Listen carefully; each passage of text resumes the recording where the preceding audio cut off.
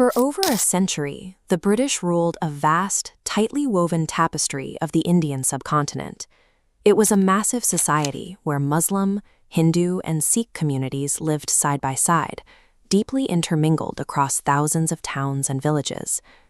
When the end of imperial rule finally arrived in August 1947, it was hailed as a monumental political victory. Decades of struggle had culminated in the long-awaited promise of self-rule and freedom from the empire. But this data visualization reveals how that freedom actually unfolded. Within a matter of weeks, up to 14.5 million people were violently uprooted from their homes, and roughly 500,000 were killed. The political architects negotiating the exit of the Raj anticipated a standard bureaucratic transfer of power. They were so confident in a peaceful transition that they actively instructed citizens to remain in their homes, assuring them that no major population exchanges would occur. The architects designed a roadmap for a bureaucratic transfer, but reality delivered a catastrophic human rupture that overwhelmed the new governments.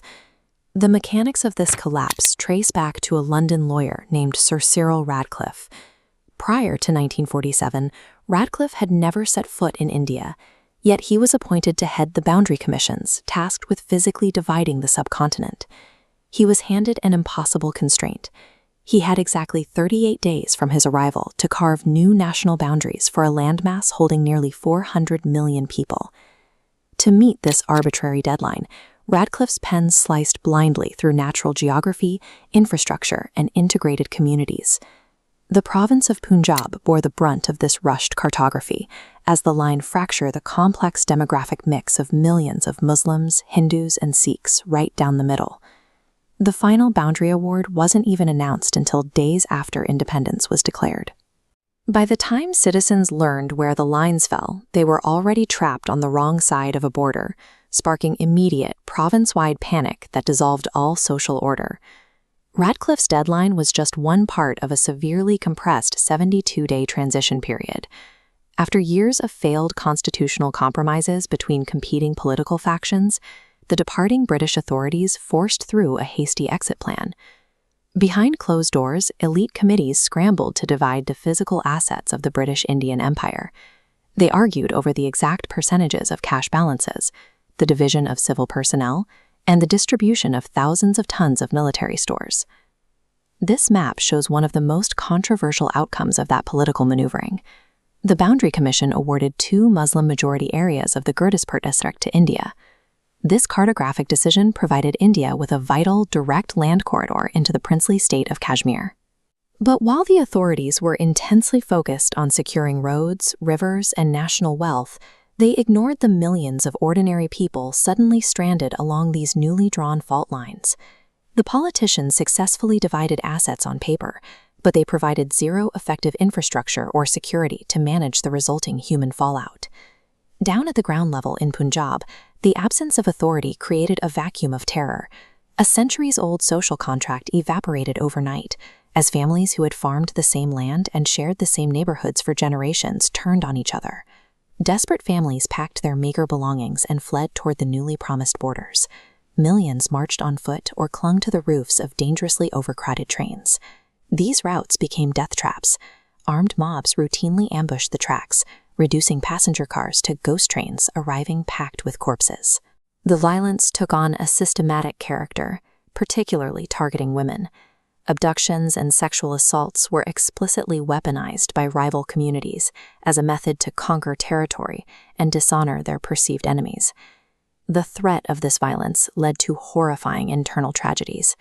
In Tuo Khalsa, 90 Sikh women jumped into a well, drowning themselves at the behest of their male family members to escape abduction.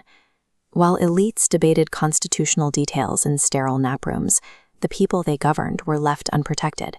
Stripped of security and state support, ordinary citizens were reduced to subhuman levels of retributive violence just to survive. By the time the massacres finally cooled, the immediate survivors found themselves herded into overflowing, destitute camps. Millions of people were now stateless refugees, severed from their livelihoods and homes. For tens of thousands of abducted women, the trauma compounded. In the years following 1947, India and Pakistan signed treaties to track down and forcibly repatriate these women to their original countries. But many of these recovered women faced a painful paradox. Upon their return, their own families often refused to accept them.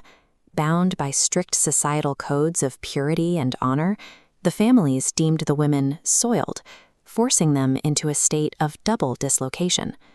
The lines drawn on Ratcliffe's map permanently severed ties of family, personal identity, and shared social history, leaving wounds that survived long after the property dispute settled.